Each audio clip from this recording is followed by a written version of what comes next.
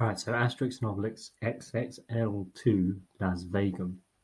I'll be honest, I never really got into the whole Asterix and Obelix thing. Just wasn't my cup of tea. I didn't do the comics, the books, the films, the games, or any of it. But this is a prime example of what the Switch does. It takes a beloved franchise, beloved by some, and it ports over an old game in that franchise. It may not invent something new, but this is an old game coming around. I think it was 2006. It was first released on other consoles. So the game itself is action adventure. Basically run around hitting things.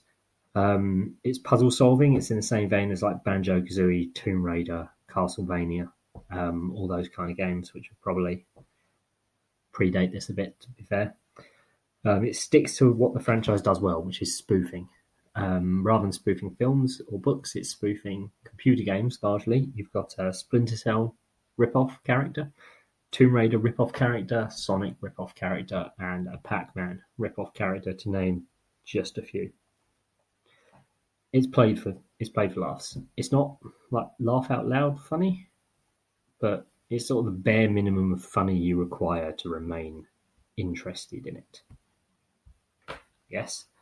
The story itself is fairly basic. Essentially, the head druid called Getafix has sold out to the Romans, and then you, as Asterix and Obelisk, go off to find him in the new Roman city of Las Vegas. Guess what? That's a rip-off of. And there's other parodies of cities in there. There's Paris and Venice and all of this stuff. So again, it's parodies. The game mechanics, getting down to what matters. The gameplay is not great. I wasn't blown away by it.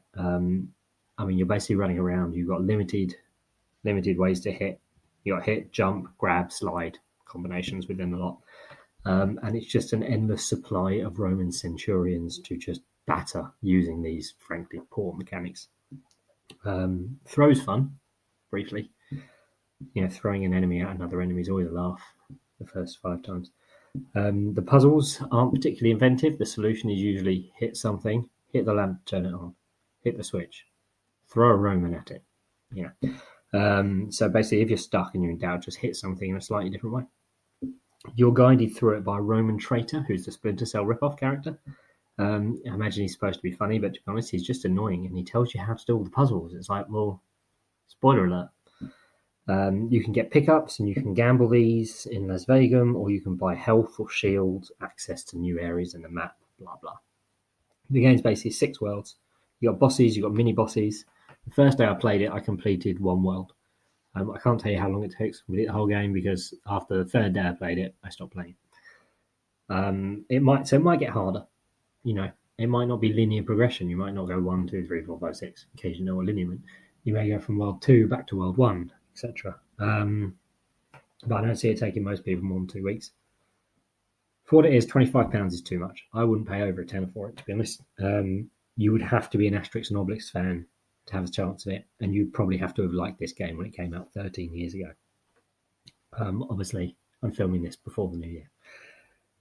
The puzzle solutions, they're not complex, they're not varied. The fight mechanics are too basic, especially for the number of enemies you have to batter your way through. 5 minutes in, it just gets repetitive. I just think for the category it is, there are better games out there.